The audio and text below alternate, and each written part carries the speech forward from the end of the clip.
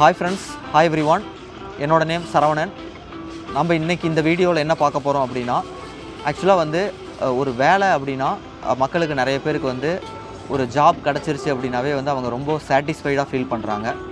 Real லைஃப்பில் வேலை அப்படிங்கிறது எப்படி இருக்கணும், என்ன வந்து நம்ம எப்படி அதை வந்து பார்க்கணும், புரிஞ்சுக்கணுங்கிறத பற்றி ஒரு சில விஷயங்கள் நான் ஷேர் பண்ண போகிறேன்.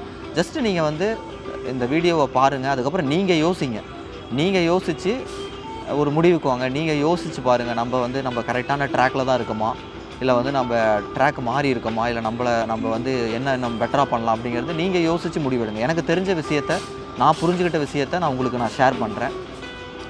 ஆக்சுவலாக வந்து இந்த காலத்தில் நிறைய பேர் வந்து பார்த்திங்க அப்படின்னா, படித்து முடிச்சுட்டு வேலைக்கு போகணும், வேலை கிடச்சிருச்சுன்னா வந்து போதும் அப்படின்னு அவங்களோட டார்கெட்டே வந்து ஒரு வேலைன்னு இருக்குது. அதுக்கப்புறம் வேலை கிடச்சிருச்சு அப்படின்னாலுமே அந்த வேலையில் வந்து அவங்க வந்து அப்படியே வந்து அவங்கள முழுசாக அவங்களோட எதிர்பார்ப்பு, இல்லை அவங்களோட ஆசை கனவுகள் எல்லாமே அதுக்குள்ளேயே ஒரு 20,000 50,000 1 லட்சமோ எவ்வளோ சம்பளமாக இருந்தாலும் அதுக்குள்ளேயே வந்து அவங்க வந்து அந்த வாழ்க்கையை அமைச்சுக்கிறாங்க. என் வாழ்க்கை இப்படி தான் இருக்கணும், இந்த மாதிரி ஒரு வாழ்க்கையை அடையிறதுக்கு நான் இவ்வளோ சம்பாதிக்கணும், இந்த மாதிரி இவ்வளோ வருமானம் வர வேலை எது, இந்த வேலையில் வரலையா இந்த வேலையில் வரலையா இந்த வேலை, இல்லை இந்த வேலைகளில் வரமாட்டேங்குதா, நான் வந்து பிஸ்னஸ் பண்ணுறேன், அந்த பிஸ்னஸ் பண்ணுறேன் அப்படி யோசிக்க மாட்டேங்கிறாங்க. எனக்கு எவ்வளோ சம்பளம் வரும், அந்த சம்பளத்துக்கு நான் என்ன மாதிரி மொபைல் வாங்கலாம், எந்த மாதிரி வந்து நம்மளோட லைஃப் ஸ்டைலை அமைச்சிக்கலாம், எந்த மாதிரி வாடகை வீட்டில் இருக்கலாம், எனக்கு வருமானம் இவ்வளோ தான், நான் இவ்வளோ பட்ஜெட்டில் வாடகை வீட்டில் இருக்கலாம், அப்படி எனக்கு வருமானம் இவ்வளோ தான், நான் வந்து சொந்த வீடே வாங்க முடியாது, எனக்கு வருமானம் இவ்வளோ தான், இது பண்ண முடியாது, எனக்கு வருமானம் இவ்வளோ தான், என்னால் இந்த பட்ஜெட்டில் தான் ட்ரெஸ் வாங்க முடியும், எனக்கு வருமானம் இவ்வளோ தான், நான் இந்த மாதிரி லைஃப் தான் வாழணும், அப்படி தான் வந்து மக்கள் திங்க் பண்ணுறாங்க. அப்படி கிடையாதுங்க. உங்களுக்கு இது ஓகே, இதுவே எனக்கு நிறைவாக இருக்குது, எனக்கு இது போதும்னா ஓகே, உங்களுக்கு போதும்.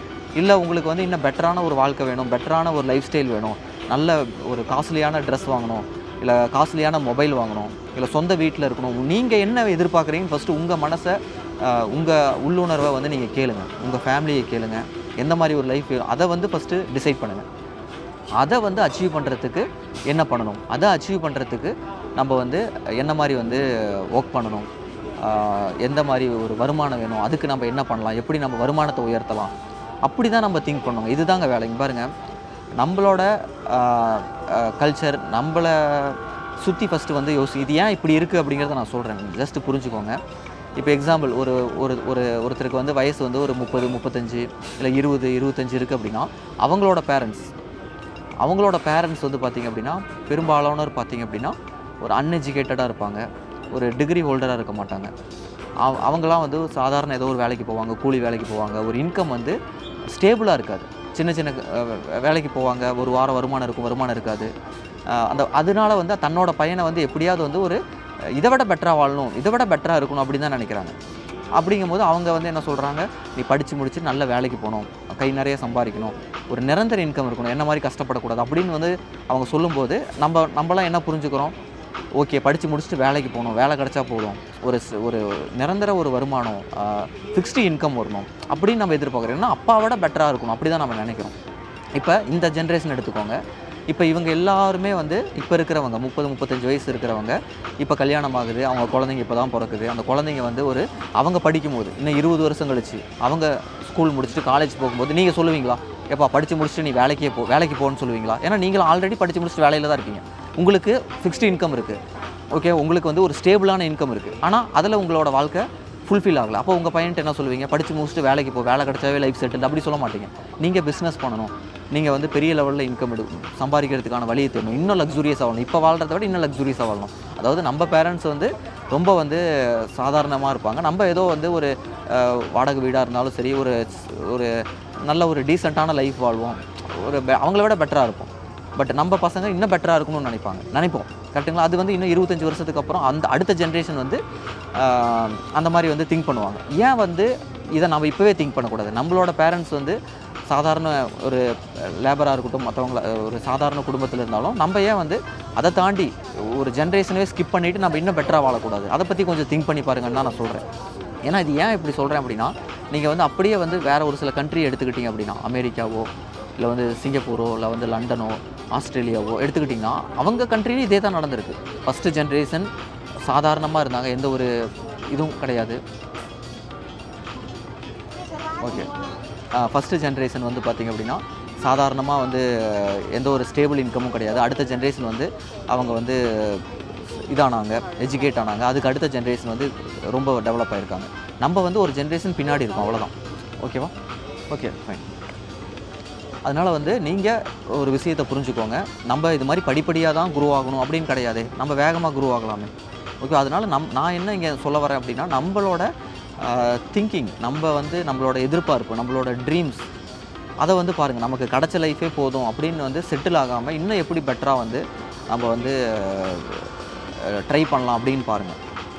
உங்கள் எல்லாருக்குமே சொல்கிறது என்னென்னா, இப்போ நமக்கு ஏதோ ஒரு வருமானம் வருது, ஏதோ ஒரு வீட்டில் இருக்கோம், எப்படியோ ஒரு வாழ்க்கை போயிட்டுருக்கு, இதுவே போதும் அப்படின்னு இருக்காமல் இன்னும் எப்படி நம்ம வந்து இம்ப்ரூவ் பண்ணலாம், இன்னும் எப்படி வந்து நம்ம வந்து அடுத்த கட்டத்துக்கு மூவ் ஆகலாம் அப்படின்னு யோசிங்க, திங்க் பண்ணுங்கள். உங்களை நீங்கள் வந்து கேள்வி கேட்டுக்கோங்க.